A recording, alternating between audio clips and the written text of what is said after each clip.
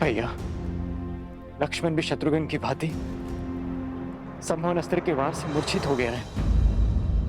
उन बालकों के दुस्साहस ने उसे बलि चढ़ा दिया है।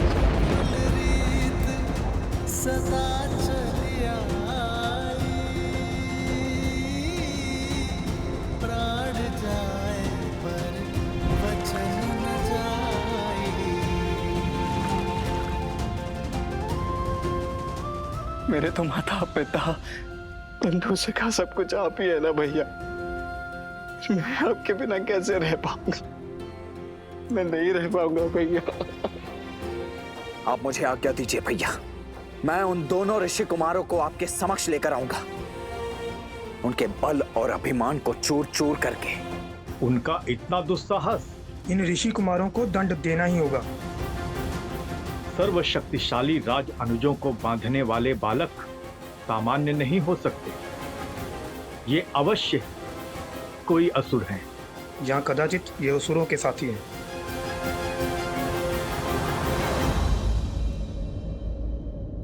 जिन्हें बालक समझकर बार बार अवसर दिया, आज उन्होंने उद्दंडता की हर सीमा लांघ दी।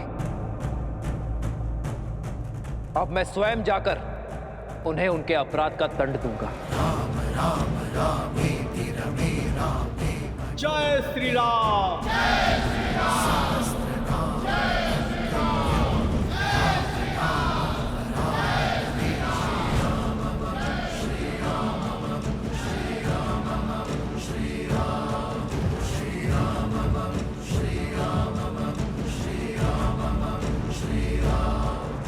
महाराज,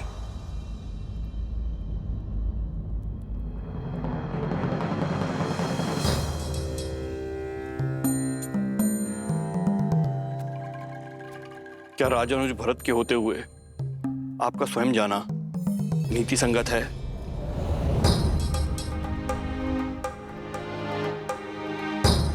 मेरी दृष्टि में जितना सम्मान आपके लिए है आचार्य, उतना ही सम्मान आपके शब्दों का भी है। किंतु बात अब किसी भी नीति के बंधन से बहुत आगे जा चुकी है। एक एक करके उन ऋषि कुमारों ने पहले मेरी सेना को, फिर मेरे भाइयों को परास्त किया। कुछ तो है आचार्य जिसे हम समझ नहीं पा रहे। कुछ तो है जिसका ज्ञान होना अति आवश्यक है। मैंने धैर्य थाम कर उन ऋषि कुमारों के कर्मों के पीछे का कारण जानना चाहा, किंतु अब और नहीं, क्योंकि अब प्रश्न नीति का नहीं, राम के कर्तव्य का है।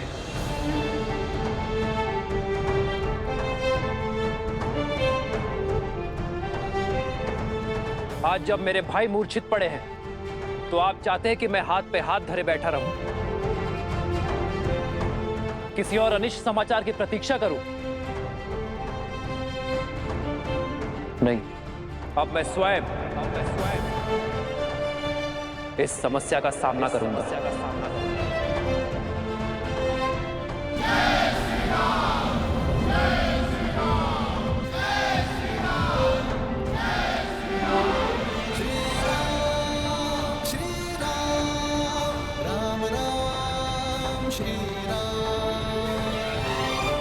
भैया ने जब गुरुवर की बात नहीं मानी तो मैं कैसे?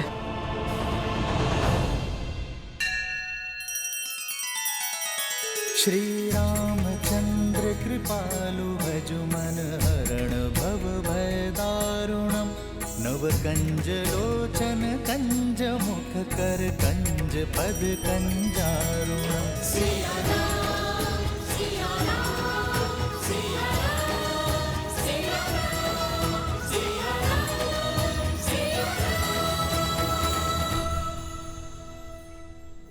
जिस क्षण की प्रतीक्षा थी वो आ गया है। लवकुश अश्व को अकेला छोड़ अपनी माता को बचाने निकल पड़े, किंतु दुर्भाग्य तो देखो, जब तक दोनों वहां पहुंचेंगे तब तक माता जी स्वर्गवासिनी हो चुकी होंगी, और जब तक लौटकर अश्व की सुध लेने आएंगे तो वो भी नहीं बचेगा।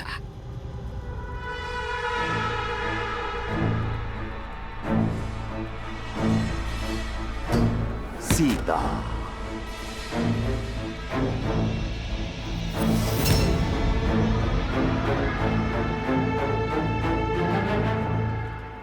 बानासुर, अपने साथियों के साथ पूर्व की ओर जाओ। अश्व वही मिलेगा। लव कुश निकल चुके होंगे, जाकर मार डालो धर्म के प्रतीक उस अश्व को।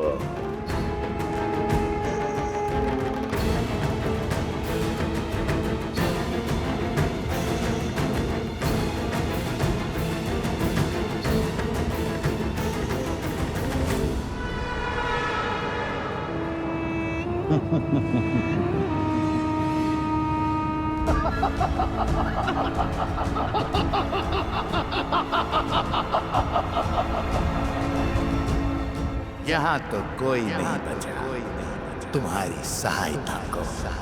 यहाँ कोई नहीं बचा तुम्हारी सहायता को। चलो अपने घर और अपने परिवार का पता बता दो। तुम्हारा सिर काट कर वही भिजवा दूंगा। तुम्हारा सिर काट कर वही भिजवा दूंगा।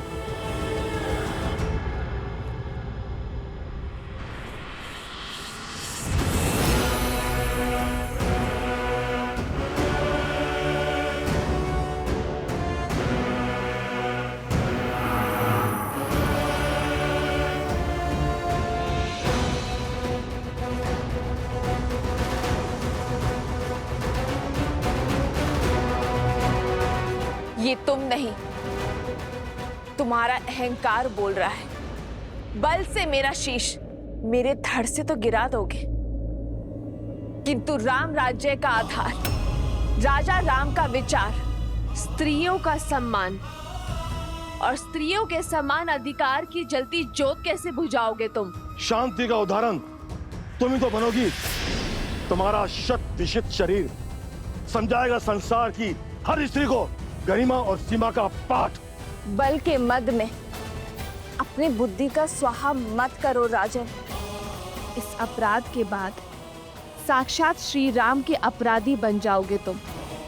वो श्री राम जिन्होंने एक नारी के सम्मान के लिए लंका का अंत कर दिया था, लंकेश का अस्तित्व तक मिटा दिया था।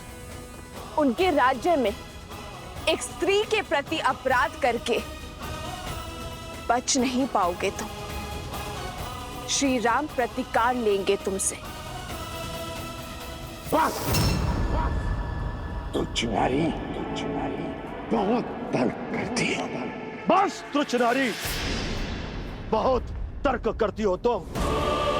सैनिकों, इसके शब्द मेरे कानों को बहुत पीड़ा दे रहे हैं। इसका सर काट दो इसी क्षण।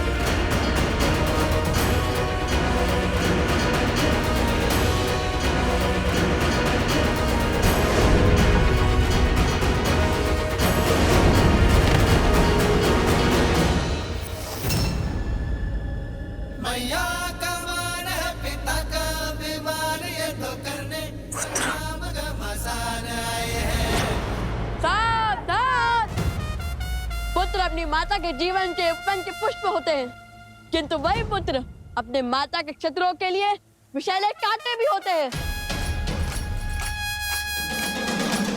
जिसने भी हमारी माता को क्षति पहुंचाने का दुस्साहस किया, वो हमारे दंड का भागीदार बनेगा। अब तुम्हारे पाप का प्रायश्चित अभी आरंभ होगा राजा धन्यमाली। हमारी माता को स्पर्श करने से पहले यमपाश तुम्हें स्पर्श करेगा।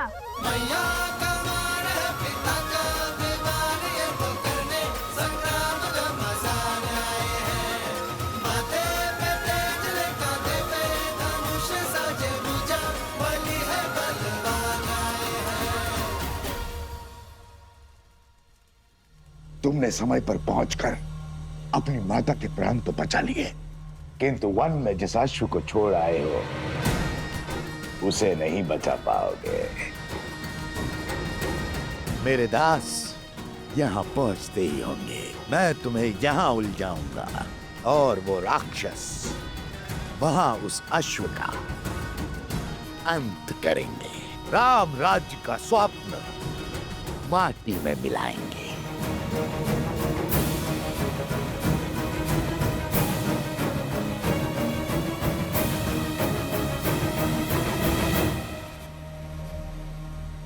ये देखो, अश्व यहां खड़ा है, आसपास कोई भी नहीं है। चलकर इसका अध्याय समाप्त कर देते हैं और उस पीड़ा का भी अंत कर देते हैं जो इसके कारण हमें भोगनी पड़ी है। शीघ्र चलो।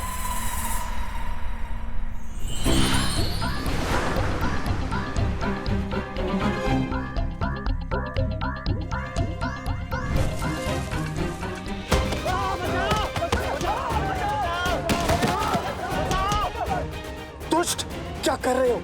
अपने ही साथी को क्यों मार रहे हो? मैंने प्रहार नहीं किया, वृक्ष ने किया।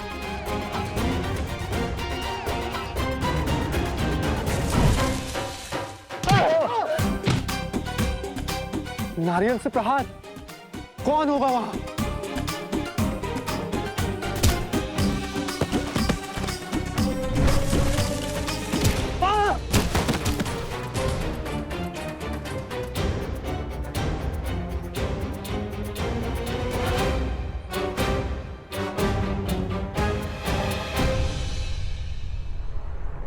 हनुमान! जय महावीर हनुमान। अरे डरने की क्या आवश्यकता है? हम सब तो सैनिक के वेश में है ना।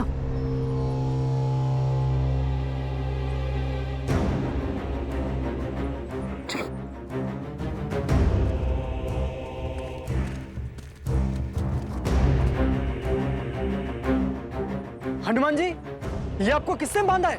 मेरी छोड़ो, अपनी बताओ, कैसे आना हुआ असुरों?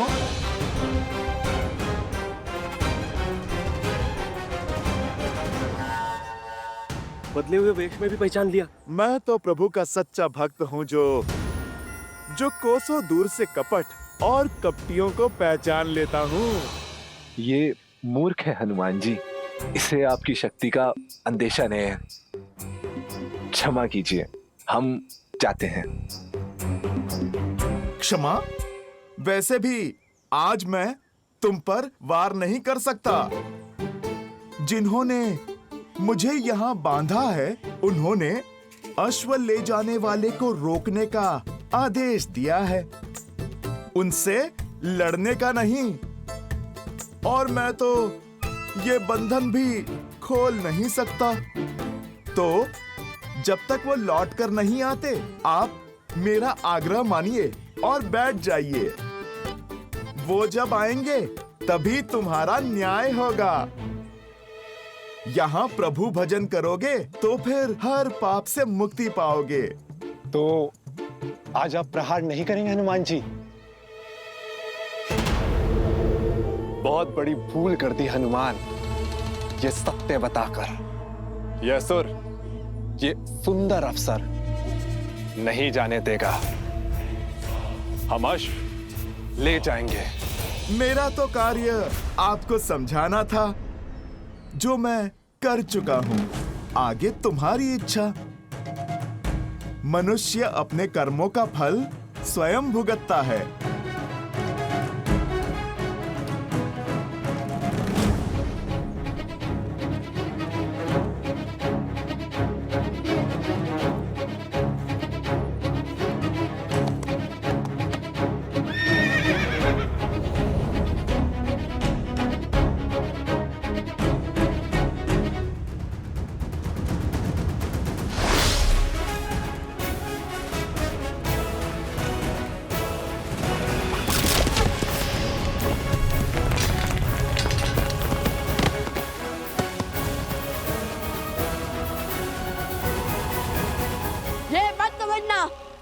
कि लक्ष्य चुका है, केवल एक धर्म आड़े आया है, ऐसा धर्म जो अपने हर शत्रु को एक अंतिम अवसर देने की बात करता है।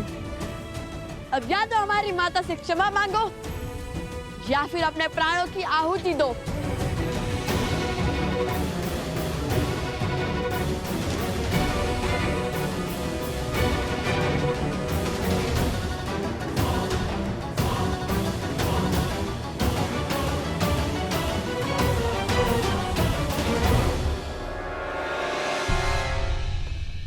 हनुमान जी ने क्या कहा था? हाँ, लातों के भूत बातों से नहीं मानते।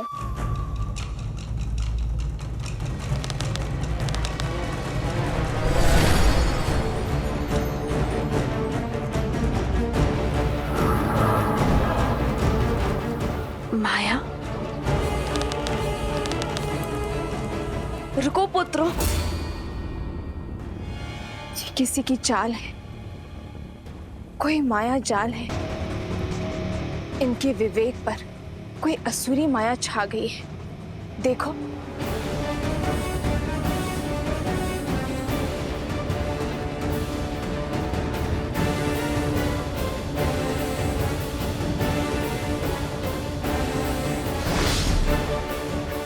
अरे हाँ, जिनके विवेक पर माया हावी है वो निर्दोष है पुत्र, और निर्दोष को दंड नहीं दिया जाता, क्योंकि वो किसी के पति, किसी के पुत्र, किसी के भाई और किसी के पिता होते हैं। हमें इन्हें बचाना होगा, इस माया जाल को तोड़ना होगा। अपने गुरु भगवान वाल्मीकि को स्मरण करो पुत्रों, और इस माया जाल का कोई तोड़ निकालो।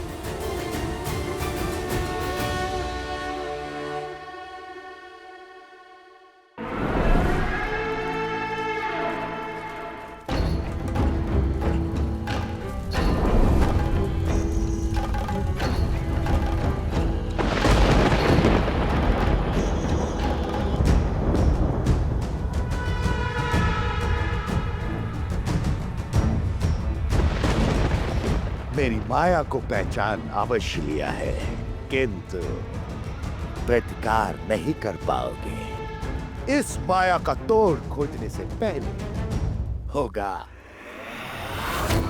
मेरा प्रहार।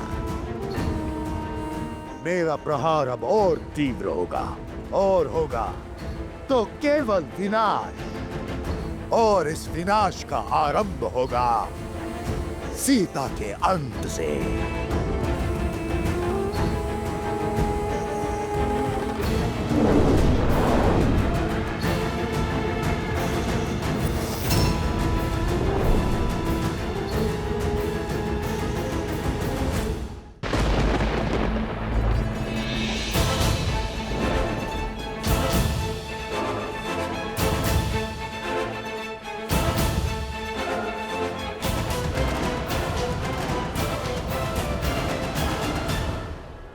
आग का संदेह उचित था माता, ये सब किसी माया के वश में है। हे माता, रक्षा करें, ये सब क्या हो रहा है? आक्रमण!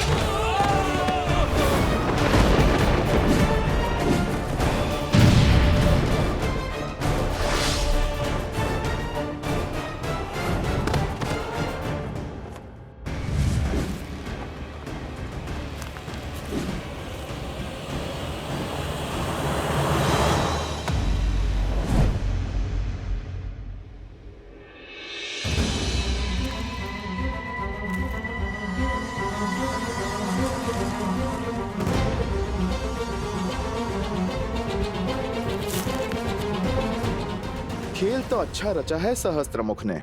यदि तुम पर विपदा आई तो अश्वमेध यज्ञ खंडित हो जाएगा और दोष मंडेगा लवकुश पर। और तब प्रभु श्री राम एक पिता नहीं, राजा की भांति उन्हें दंड देने पर विवश हो जाएंगे, जो हनुमान के रहते कदापि नहीं होगा, है ना?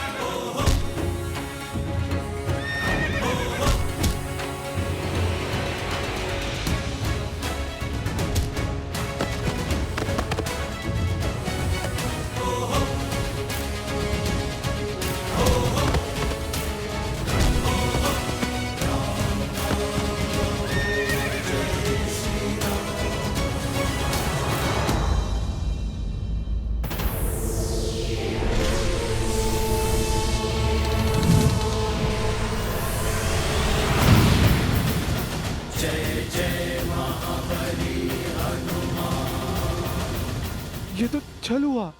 आपने कहा था आप नहीं लड़ेंगे। मैं लड़ कहाँ रहा हूं? मैंने कहा था ना मैं लड़ूंगा नहीं।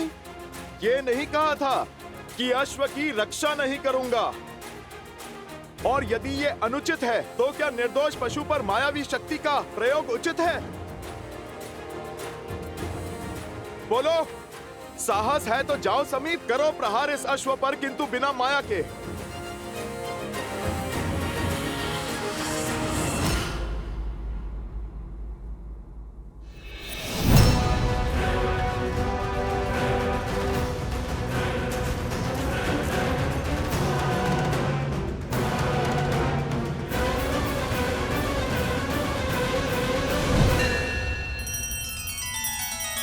श्री रामचंद्र कृपालु भजु मन हरण भव भय दारुणम। नव कंज लोचन कंज मुख कर कंज पद कंजारुणम। सिया राम, सिया राम, सिया राम, सिया राम, सिया राम, सिया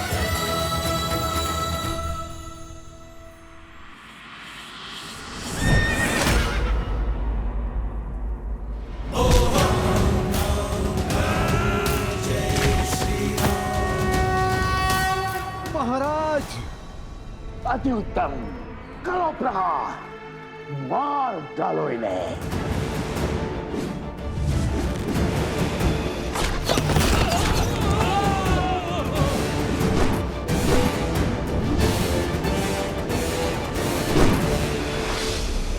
माता, माता!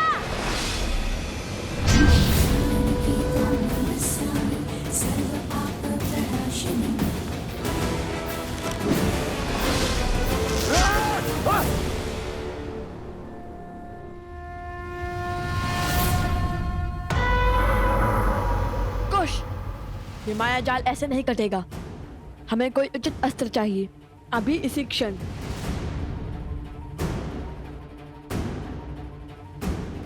सूर्यास्त होने को है पुत्रों, काली शक्तियां और प्रबल हो उठेंगी।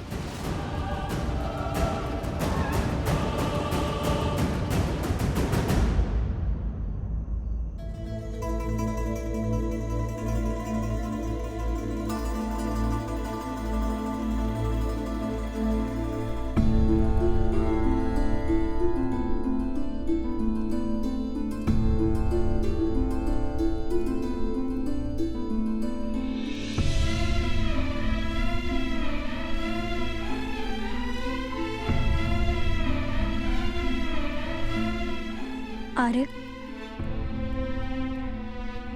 मांडवी, तुम कब आई? जब आप गहन सोच में थे। शांत हो जाइए आर्य। कैसे शांत रहूं मैं मांडवी?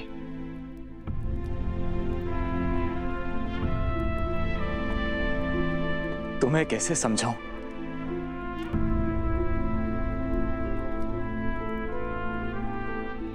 समझाने की आवश्यकता नहीं है। आपकी भार्य आपकी मनोदशा नहीं समझेगी तो और कौन समझेगा?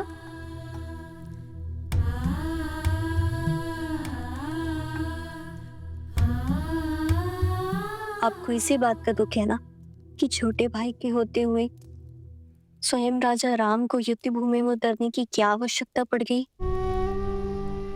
यही ना कि आपके बड़े भाई को आपके कौशल पर विश्वास नहीं। हाँ मांडवी, मुझे इसी विचार से दुख है कि उन्हें विश्वास नहीं कि मैं इस समस्या का समाधान खोज पाऊंगा।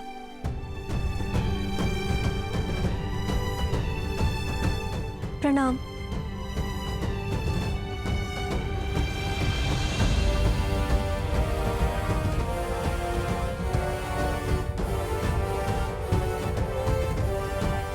कहो मांडवी, क्या बात है? क्षमा महाराज, बात की गंभीरता का पूर्ण ज्ञान ना होने पर भी साहस कर आपसे विनती करने चली आई। मांडवी, मैं जानता हूं तुम यहाँ क्यों आई हो। आप ये भी जानते होंगे कि आपकी अनुज आपके निर्णय को अविश्वास की तुला पे तौल रहे हैं। सोचते हैं कि उनमें इतना कौशल या सामर्थ्य नहीं है कि उन 2 ऋषि कुमारों से वो स्वयं लड़ सके, और यही बात उन्हें भीतर ही भीतर खाई जा रही है। इसलिए उन्हें बिना बताए मैं आपसे विनती करने चली आई। लक्ष्मण भैया और शत्रुघ्न भैया घायल हो चुके हैं और अब संकट मेरे पति के प्राणों को भी हो सकता है, किंतु फिर भी मैं आपसे निवेदन करती हूँ कि आप उन्हें उनका दायित्व निभाने का अवसर दें। और नीति भी तो यही कहती है ना कि उनके होते हुए आप युद्ध भूमि में पग नहीं धर सकते। आपने स्वयं उन्हें गांधार और कंबोज का सिंहासन सौंपा है। इस नाते इस समस्या का समाधान खोजना उनका धर्म भी है और उनका कर्म भी है। मांडवी, तुम दोनों ने भोजन किया?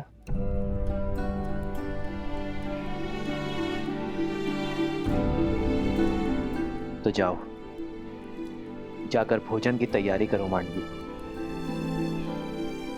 और शेष सब मुझ पे छोड़ दो। आज मैं भरत के साथ भोजन करूंगा, और विश्वास करो मांडवी, भरत के साथ कोई अन्याय नहीं होगा।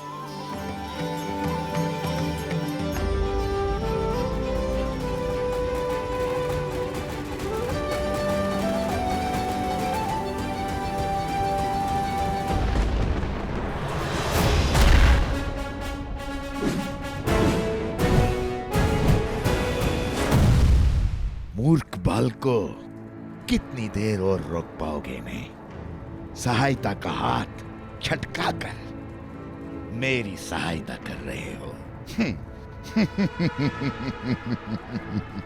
तुम तो प्राणों से जाओगे ही, और शीघ्र ही वो अश्व भी मेरे पास होगा।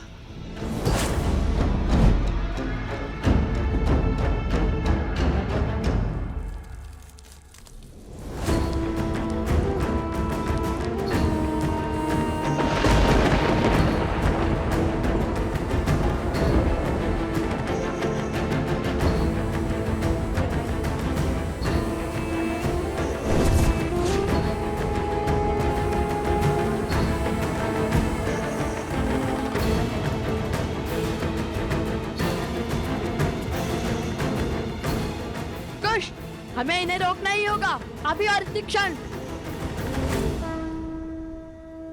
पावकास्त्र!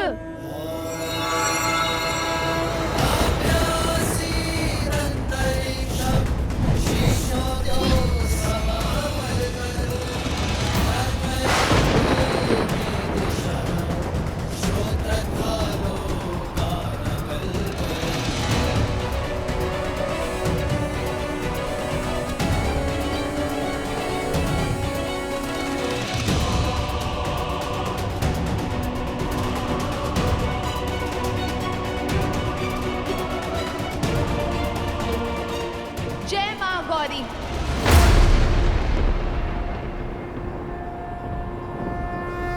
इसमें तो ब्रह्मास्त्र का भी प्रभाव नहीं हो रहा है कुश। कम से कम रुक तो गए। किंतु अब क्या करें कुश? इस माया से तो केवल महादेव और माता गौरी ही बचा सकते हैं। समझ गया कुश। माता आप पीछे जाइए। कुश तुम मेरे साथ आगे बढ़ो। पीछे? हाँ माता शीघ्र पीछे जाइए।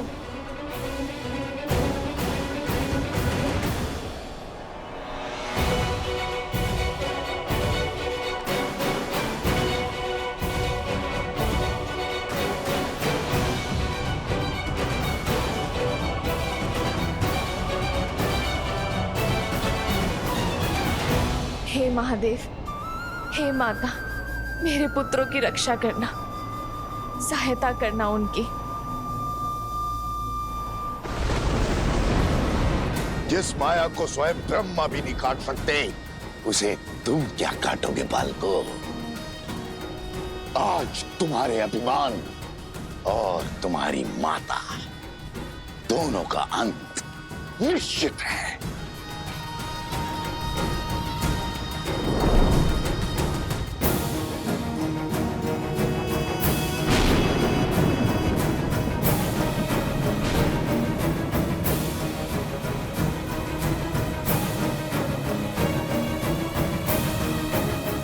वध कर डालो इन सबका। माया की केवल एक ही काट है, सत्य।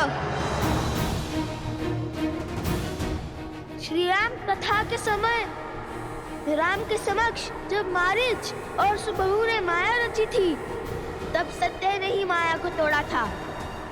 अब हम भी उसी प्रकार इस माया का अंत करेंगे।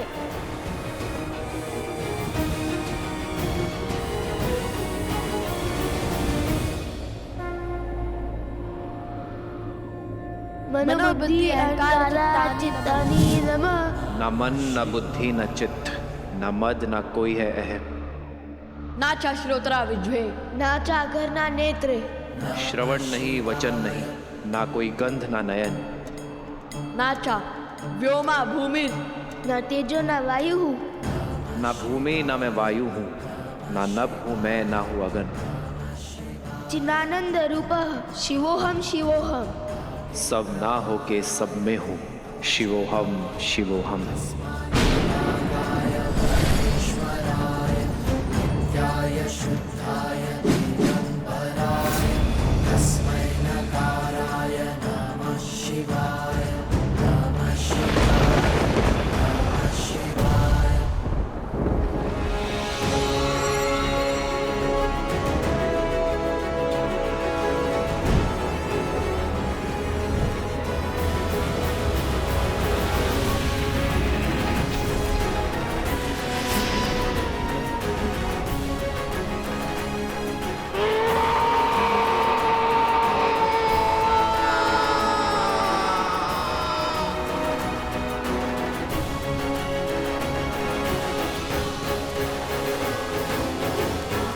पुत्रों,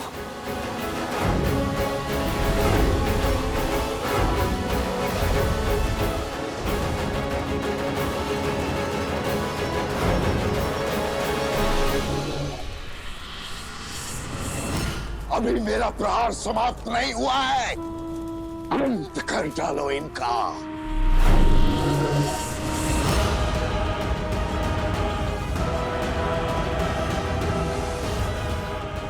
आक्रमण!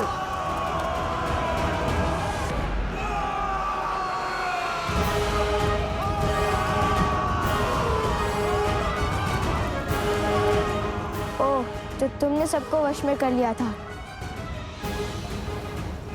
माता, ये तो दोषी है, इन्हें तो मारना ही होगा। नहीं पुत्र, मारने से स्वयं पर दोष चढ़ता है और वध करने से उनका उद्धार होता है। तो इन्हें मारो नहीं, इनका उद्धार करो। अग्निअस्त्र।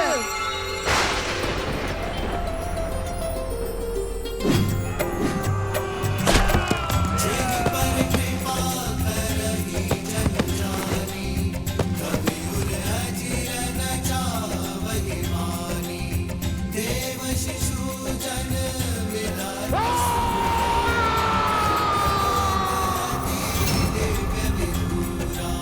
लवकुश की जय, लवकुश की जय, लवकुश की जय, लवकुश की जय, लवकुश की जय, लवकुश की जय, लवकुश की जय।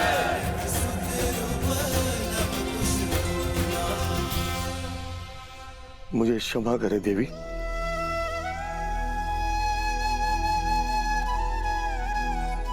ये मैं कैसा महापाप करने जा रहा था। राम राज्य की परिकल्पना को ध्वस्त करने चला था। एक नारी की हत्या करने जा रहा था। ना जाने किस माया, किस शक्ति की चपेट में आ गए थे हम।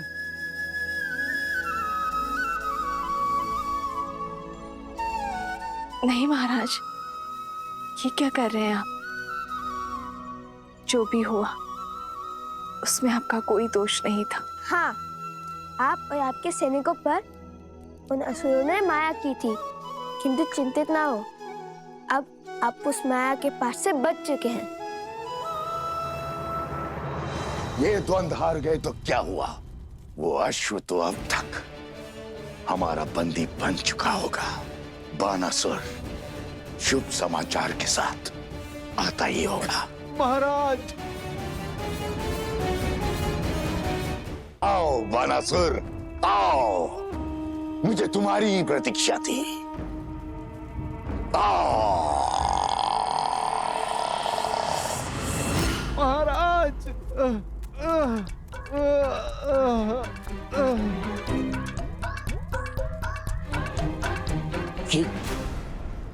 ये क्या दशा बनाई है? और आशु कहाँ है? वो हनुमान वहीं था महाराज।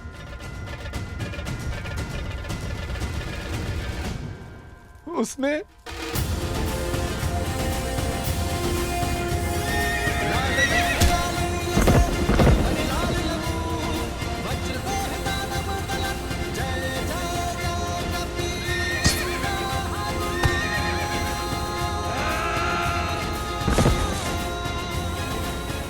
और बहुत जोर से मारा महाराज।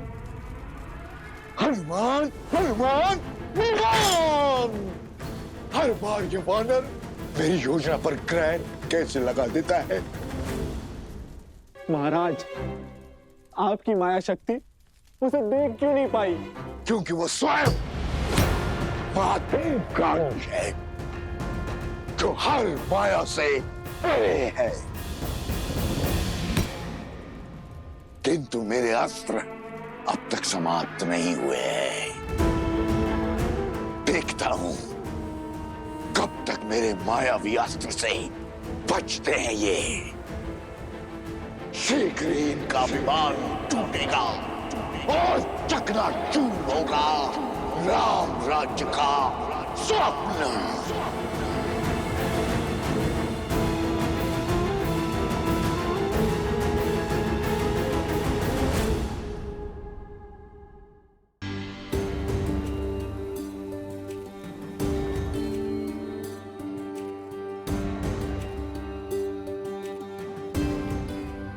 भूख अत्यंत विचलित कर रही है।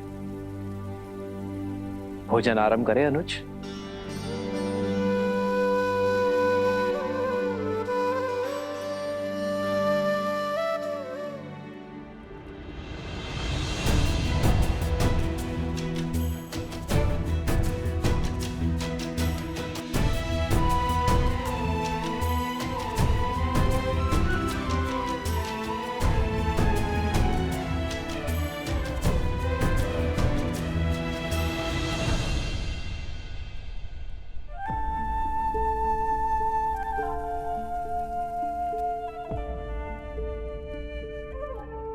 भरत, यदि मन से चिंता ना उतरे तो गले से भोजन का ग्रास भी नीचे नहीं उतरता।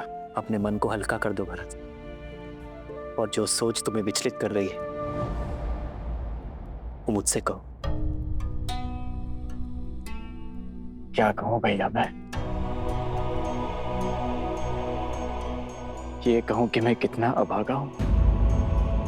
ये कहूं कि मुझे आपकी सेवा का वो अवसर कभी नहीं मिला जो सदैव लक्ष्मण को मिला। ये कहूं कि संकट में सदैव वो आपके साथ रहा, मैं नहीं। मैं तो सदैव संकट का कारक बन जाता हूं भैया। भैया, जब आपको वन में गमन करना पड़ा तो मुझे ही उसका दोषी माना गया। जब मैं आपकी चरण पादुकाएं ले आया तो संसार ने मुझ पर यह कहकर लांछन लगाया कि देखो, मैं अपने भाई की पादुकाएं इसीलिए ले आया ताकि अपने भाई को वन में नंगे पग घुमा सकूं।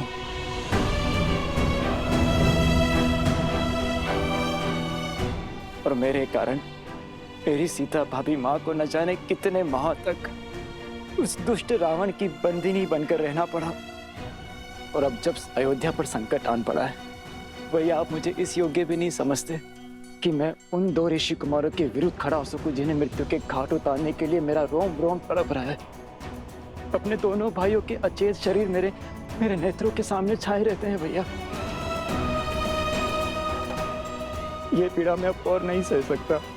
मैंने लक्ष्मण को रोका, उसे समझाया कि उन दोनों बालकों से सौम्य रहे, किंतु उसने मेरी एक न सुनी। किंतु देखिए, लक्ष्मण कैसे मूर्छित हुआ पड़ा है भैया। मैं तो उनसे लड़ने भी नहीं जा सकता क्योंकि मेरे भैया ही मुझे योग्य नहीं समझते। हुआ ना मैं अभागा।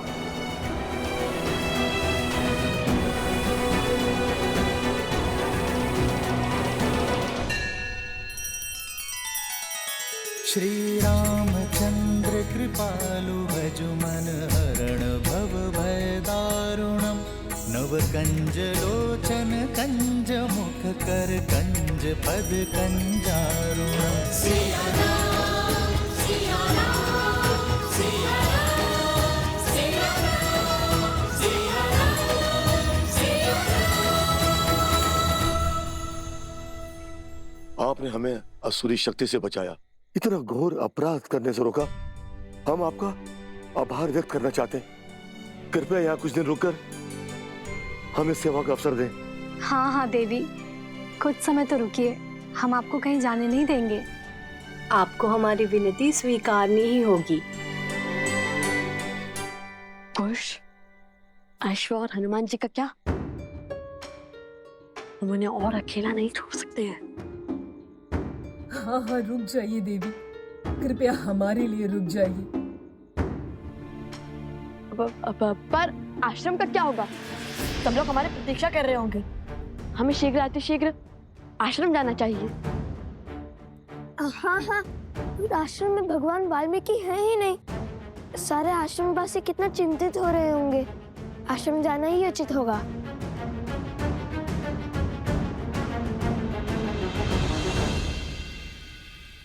कैसे सोच लिया तुमने भरत? ये कैसे सोच लिया कि मैं अपने भरत को लक्ष्मण या शत्रुघ्न से कम योग्य मानता हूं? तुम तो सौम्यता के सूचक हो भरत, पराक्रम के पर्याय हो। मुझे सबसे अधिक प्रिय हो तुम भरत। मैंने तुम्हें जाने से इसलिए रोका क्योंकि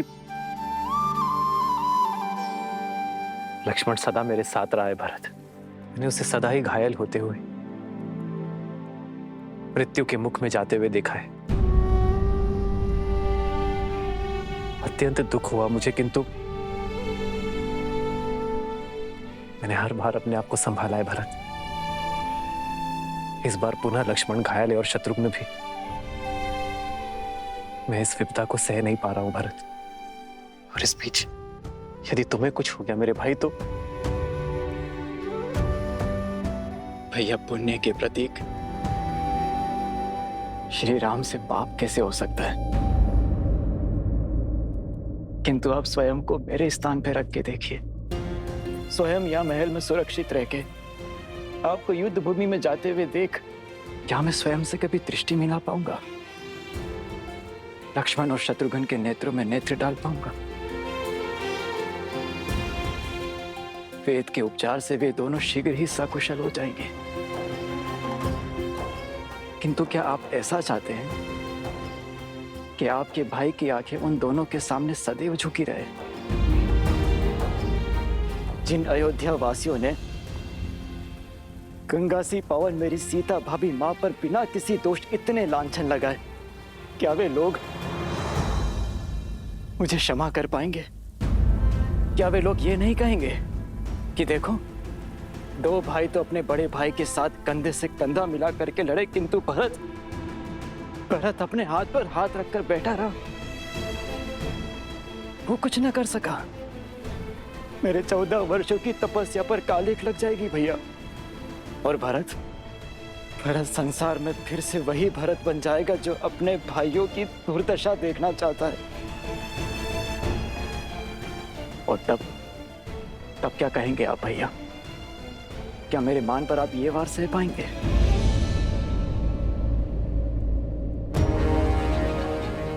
उन दोनों ऋषि कुमारों से मुझे लड़ने की अनुमति दीजिए भैया, बिना किसी शर्त के और बिना किसी बंधन के।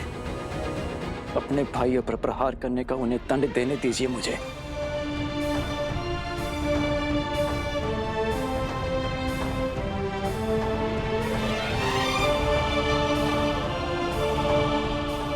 जाओ भरत, बिना किसी शर्त के, बिना किसी बंधन के जाओ, और जो उचित लगे वही निर्णय लो। चाहे अब उन दो बालकों को जो दंड देना पड़े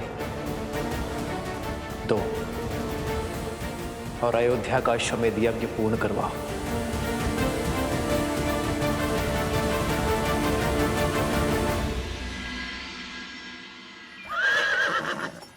भैया अब क्या करेंगे? राजा धनेमली ने हमें रथ देकर सहायता तो कर दी, किंतु साथ ही साथ संकट में भी डाल दिया।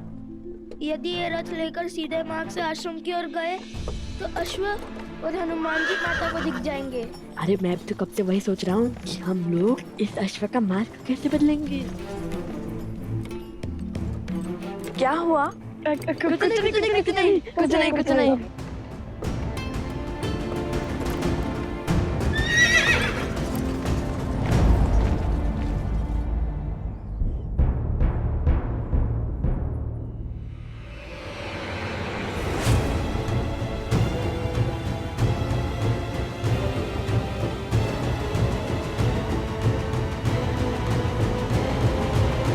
रामचंद्र की, श्री रामचंद्र की, राजनुज भरत की, राजनुज भरत की।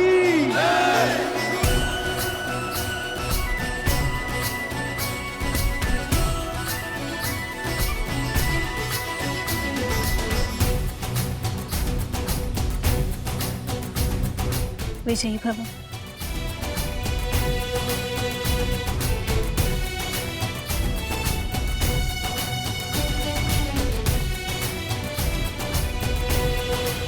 कई बार सत्य हमारे नेत्रों के समक्ष होता है भरत, किंतु भावों में बहकर हम उसे देख नहीं पाते।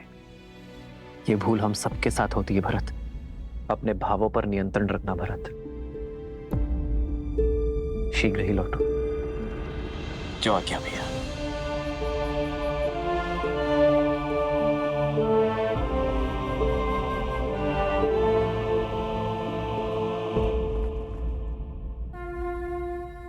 विजयी भव।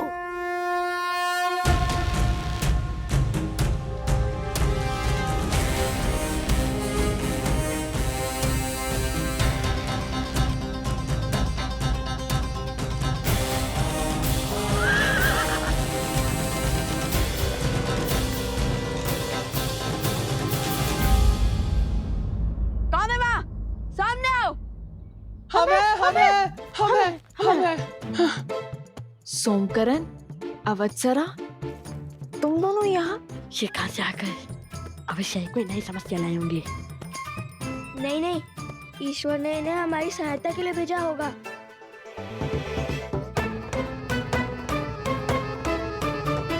सोमकरण, अवत्सरा, क्या कर रहे हो तुम दोनों यहाँ? और ये वृक्ष कैसे गिरा? भैया इसे काट देते हैं, इससे मार्ग अवरुद्ध हो जाएगा। नहीं, हम अपने काम को सार्थक करने के लिए प्रकृति को हानि नहीं पहुंचा सकते।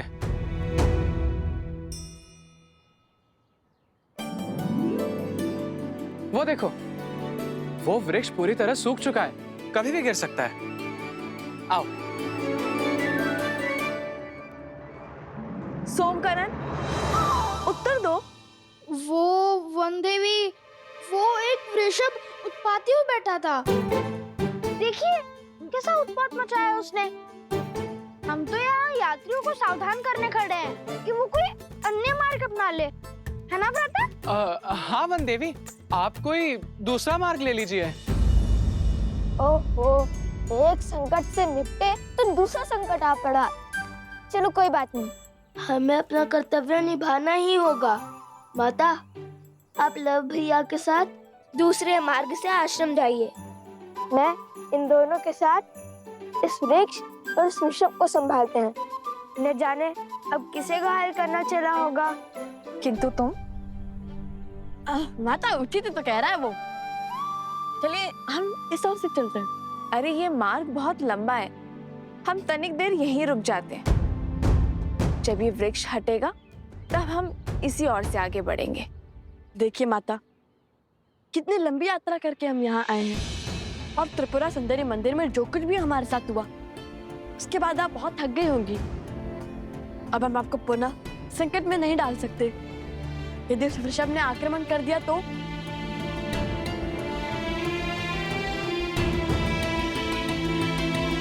ठीक है, चलो। और तुम सावधान रहना और शीघ्र ही लौट कर आना। मुझे तुम सबकी प्रतीक्षा रहेगी। निश्चिंत होकर जाइए माता, हमारे पास सोमकर्ण है ना। यदि बैल आया, बैल के आगे इसे खड़ा कर देंगे। संसार में इससे बड़ा बैल और कोई नहीं है। खुश, मित्र की रक्षा सबसे पहला दायित्व है, जानता हूँ माता।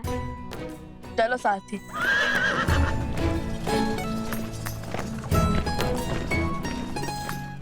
अद्भुत, आज तो बचा लिया आप दोनों ने। यदि रथ इस मार्ग से जाता तो अश्व और हनुमान जी दोनों माता के सामने होते और फिर उनकी डांट से तो श्री राम भी नहीं बचा पाते। संकट से बचा है अपने गुरुपुत्र। संकट अभी शेष है कुश। वन देवी को आश्रम जाने से रोकना होगा, क्योंकि लक्ष्मण जी ने आकर सबको बता दिया है तुम दोनों ने अश्वमेध यज्ञ का अश्व पकड़ लिया है। उन दोनों बालकों ने जो किया है वो राजद्रोह है। कल सूर्यास्त तक लवकुश ने अश्वमेध यज्ञ का अश्व नहीं लौटाया तो उन दोनों के साथ जो कुछ होगा उसका उत्तरदायित्व राजा राम का कदापि नहीं होगा।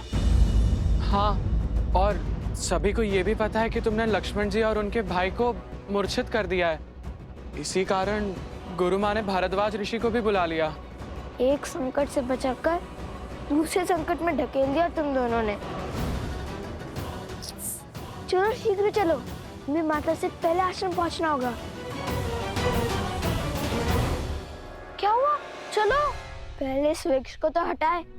माता को तुम दोनों की सहायता का वचन दिया था मैंने, उनसे असत्य तो नहीं कह सकता मैं।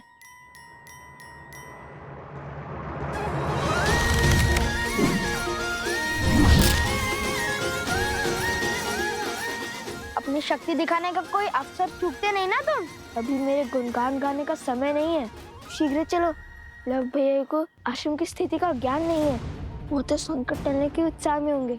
चलो। ये मार्ग तनिक लंबा है सारथी, तनिक तीव्र चलाइए। और तीव्र। बहुत घोर अपराध हुआ है लवकुश से। जाने ही पाप कैसा दंड लेकर आएगा गुरुदेव।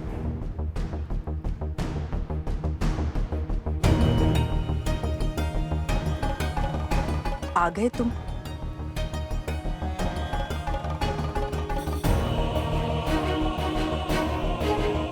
कुश, तुमने और लव ने इतना बड़ा अपराध क्यों किया?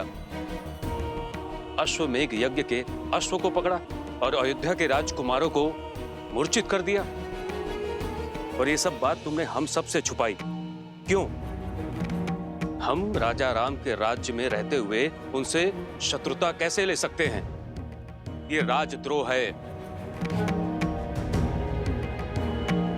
हमने भगवान वाल्मीकि जी को संदेश भेज दिया है। जैसे ही तुम्हारी माता श्री आएंगी, हम उनसे बात कर अश्व छुड़वा देंगे। चलाइए सारथी। हम भगवान वाल्मीकि जी के शिष्य हैं और उन भगवान वाल्मीकि जी ने हमें सदा सत्य के मार्ग पर चलना सिखाया है, अपने कर्म को निडर होकर करना सिखाया है। अब आप भी बताइए, जिन राजा राम को हम पूछते हैं उन्हीं राजा राम ने अपनी पत्नी के त्याग का महापाप कर दिया। जिनके लिए राजा राम ने राम सेतु बनाया, लंकापति का अंत किया, जिनके साथ की लालसा में माता सीता ने स्वयं अग्नि परीक्षा दी, उन्हीं माता सीता को स्वयं से दूर कर दिया। क्यों? ये प्रश्न हमें विचलित कर रहे थे।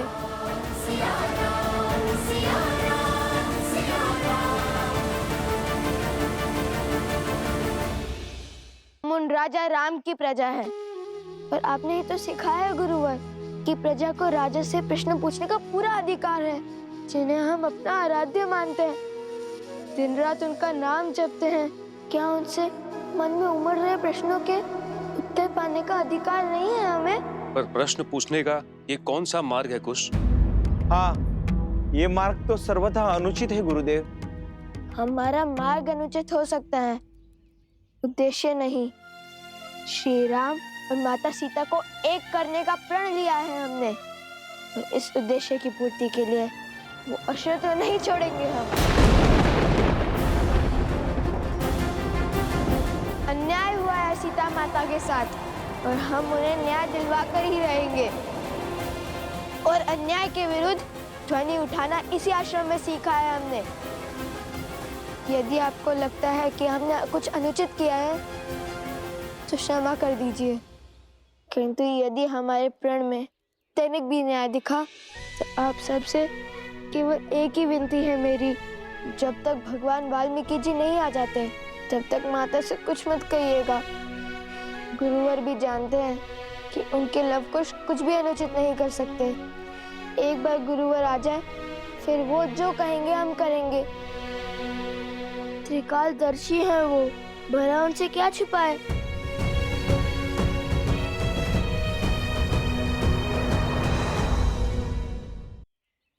नहीं ऋषिवर, ये बालक अभी नादान है। उद्देश्य कितना भी उचित है, उसका मार्ग इतना अनुचित नहीं हो सकता। आपका निर्णय उचित है गुरुवर। इनकी माता को सब बताकर ये अश्व तुरंत लौटा देना चाहिए, यही सर्वथा उचित होगा। हमें श्री राम से प्रश्न पूछने का अधिकार है, इसमें भला क्या अनुचित। मान जाइए ना ऋषिवर, भगवान वाल्मीकि जी की आने की प्रतीक्षा कर लेते हैं। माता को कुछ मत कहिएगा ऋषिवर। कुश,